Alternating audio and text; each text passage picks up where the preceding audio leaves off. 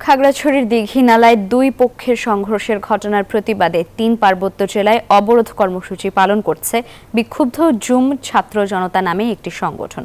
শুক্রবার দুপুরে ঢাকা বিশ্ববিদ্যালয়ের রাজু ভাস্কর্য এলাকায় এক সমাবেশে এই ঘোষণা দেয়া হয়।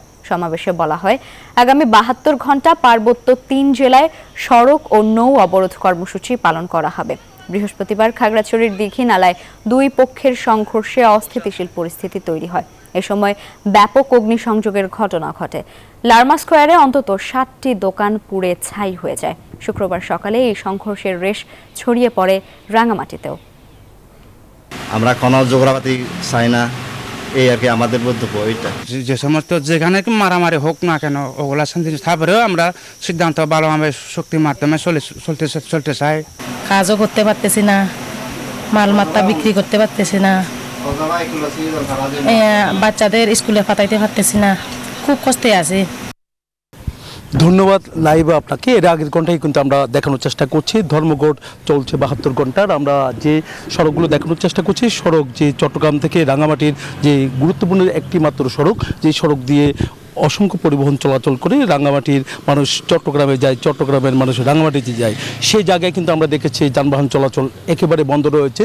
ছোট ছোট যে পরিবহনগুলো আছে সেই পরিবহনগুলো চলাচল করছে। এখন আমরা আছি সেনানিবাসের সামনে আছি। এখানে স্বরাষ্ট্র উপদেষ্টা একটু পর আইনশৃঙ্খলা বাহিনীদের সাথে বৈঠক করবেন, যেহেতু পরিস্থিতি কিছুটা শান্ত বিরাজ করছে। বিভিন্ন সড়কের বিভিন্ন জায়গায় আমরা দেখছি সেনাবাহিনী তাদের টহল অব্যাহত রেখেছেন। মোড়ে মোড়ে কিন্তু সেনাবাহিনী ছাড়াও পুলিশ, বিজিবি তারাও কিন্তু বিভিন্ন জায়গায় অবস্থান নিয়েছেন। সব মিলে বলা যায় কিন্তু সেনাবাহিনী যে টহলটা আপনি দেখতে পাচ্ছেন সড়কের বিভিন্ন জায়গায় আমরা দেখতে পাচ্ছেন যে তাদের টহল তারা অব্যাহত রেখেছেন। সব মিলিয়ে বলা যায় পরিস্থিতি কিছুটা শান্ত রয়েছে। খাগড়াছড়ির যে তথ্যটা আমরা পেয়েছি সেখানেও কিন্তু পরিস্থিতি কিছুটা শান্ত রয়েছে, যেহেতু স্বরাষ্ট্র উপদেষ্টা আজকে কিছুক্ষণ পর এখানে রাঙামাটিতে বৈঠক করবেন।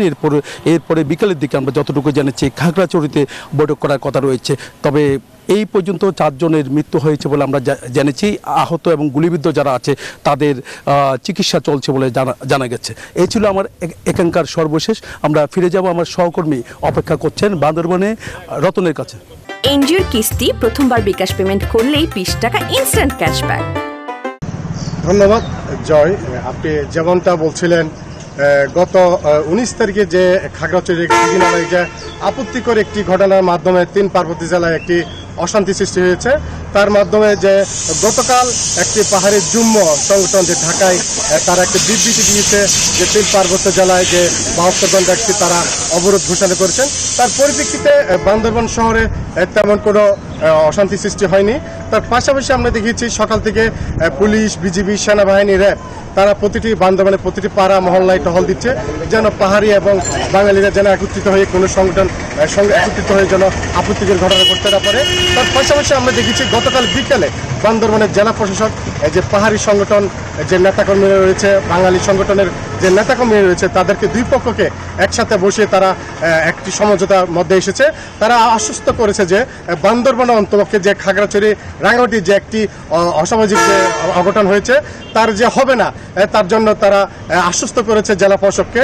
তো এই জন্য জেলা প্রশাসক আমাদেরকে জানিয়েছেন যে বান্দরবানে যে আপত্তিকর যে ঘটনা হবে তার জন্য তারা আশ্বস্ত করেছে জেলা প্রশাসককে। তো এই ছিল আমার কাছে বান্দরবানের অবরোধ এবং এই যে ৭২ ঘণ্টা অবরোধের সর্বশেষ। ফিরছি স্টুডিও লাইভে আপনার কাছে।